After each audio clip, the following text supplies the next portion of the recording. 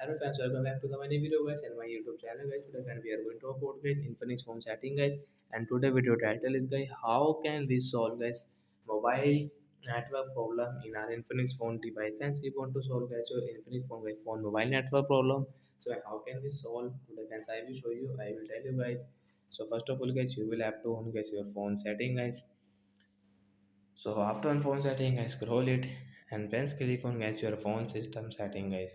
Open guys your phone system setting guys, tap here. Once you can see reset option guys, tap here.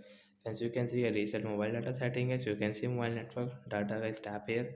Once you can see get notification confirm with your pattern guys, use your device pattern to continue. So once you have any pattern log and once you have guys any password, so you will have to enter it. So I will draw it, and once you can see reset setting guys, tap here to solve network problem. Once you can see network setting has been reset, so once your mobile data problem has solved, and once you can use guys your phone mobile data setting. So that's it guys, thanks for watching the video, bye guys.